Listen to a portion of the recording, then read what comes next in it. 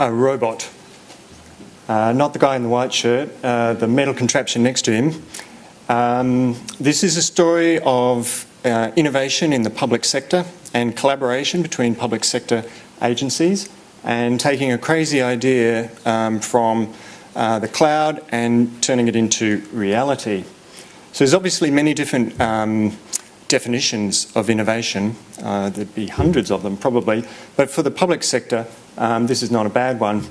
And I think you would find, if there's a lot of people from the private sector here, you may be surprised to know that there's a huge pool of innovation in the public sector, and that there's a lot of collaborative-minded people who you can partner up with to bring your ideas to fruition or to contribute to the ideas coming from the public sector. This particular idea of a museum robot is a partnership between three organisations: the Department of Broadband, Communications and the Digital Economy, which is the funder and provided the impetus for the idea, to come up with a way to find new ways to look at using the sort of broadband that's being brought to us by the NBN. And the National Museum, which is a very large institution with hundreds of thousands of collecting items, and chock full of historians, experts, curators and educators looking for a way to break out of the walls of their institution, and of course the CSIRO.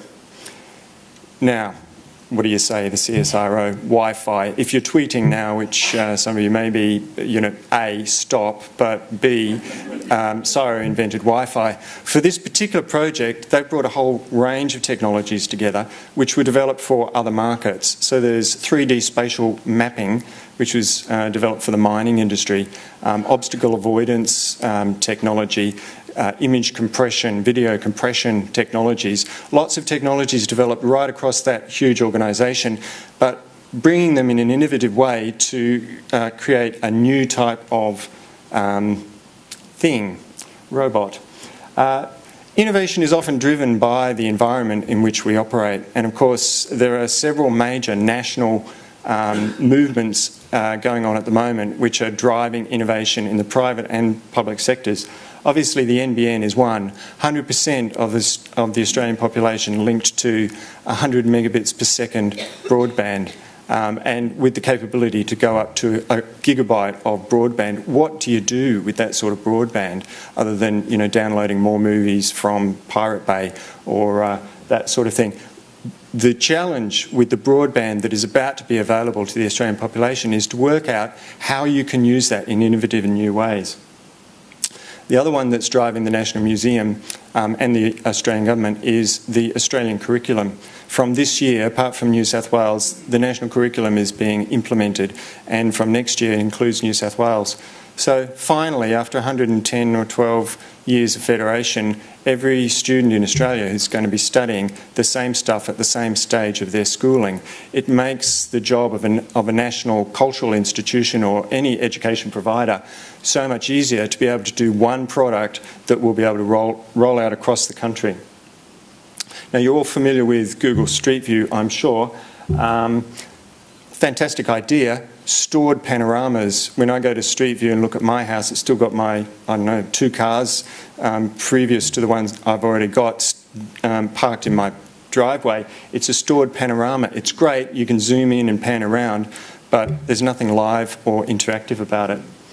The key technology of the museum robot is a Street View type camera, panoramic camera with 6 cameras within it, which we now can place inside a cultural institution, or any place actually, and you can have multiple people dialing in from their computers and looking at different things all simultaneously.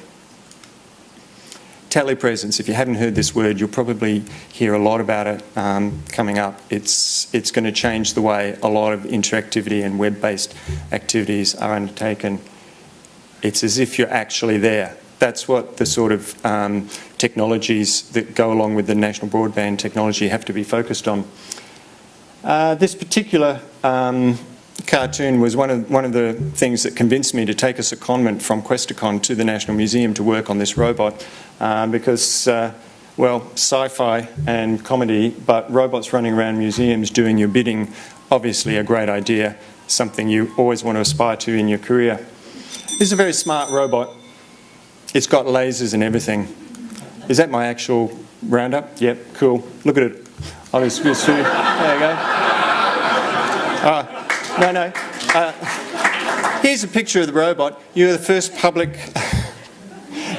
public audience to see the robot as it will actually look. The previous pictures were just prototypes and the skeleton. This is going to be launched in 36 hours after a 2-year gestation. So I hope you feel privileged for that. I hope you'll be able to dial in and do a tour of the National Museum in a live and interactive way anytime soon.